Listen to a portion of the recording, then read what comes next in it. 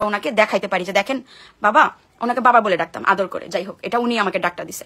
দেখেন বাবা, আমি কোনো ধরনের কোনো কিছু করি না, আমি শুধুমাত্র আপনাকেই ভালোবাসি।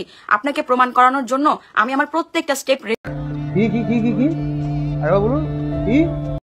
লাইক সিরিয়াসলি বয়ফ্রেন্ডে কেউ বাবা ডাকতে পারে? জীবনে প্রথমবার শুনলাম।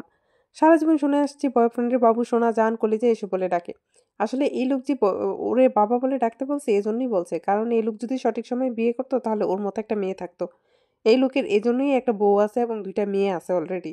তো লোকের তার দিক থেকে ঠিকই আছে, ওই বুঝতে পারে।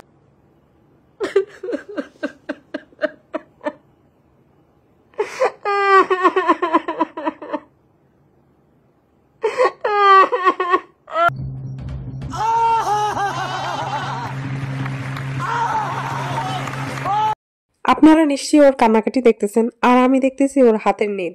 ওর নেল এক্সটেনশন করে এসেছে কেন? যে ও লাইভে এসে কান্নাকাটি করবে।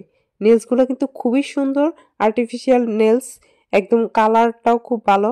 ও কান্নাকাটি করার পর সেই নেলসগুলোর জন্য ভালো মতো মুছতেও পারতেছে না ওর চোখের পানি। আহারে, জীবনে এরকম দুঃখ কারো দেখেছেন আপনারা? অনেক দুঃখ হচ্ছে, মুছতেও পারতেছে। ওদের 10 বছরের সম্পর্ক ভাই,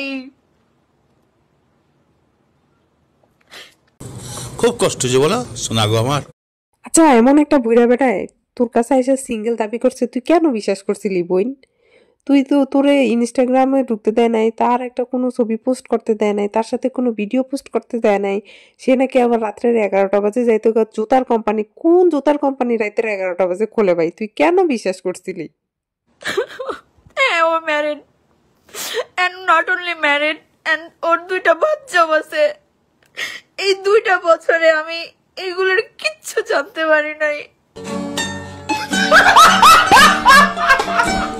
এটা হাস্যকর, এটা সত্যি হাস্যকর, কারণ একই এলাকার মানুষজন, অথচ সে জানে না যে তার বিয়ে করছে, তার বউ আছে, তার বাচ্চা আছে। এসব নাকি সে জানতো না কিছুই। ভাই, জানার চেষ্টা করছো কখনো? হয়তো বা চেষ্টাই করো না, মনে করছো যে একজন পাইছি, যাই হোক এর সাথে কথা বলতে থাকি, প্রেম করতে থাকি। আসলে ভালোবাসায় মানুষ অন্ধ হয়ে যায়, এতটা অন্ধ হওয়া ভালো না। খোঁজ খবর নেওয়ার দরকার ছিল আরো ভালো মতো, যেহেতু সে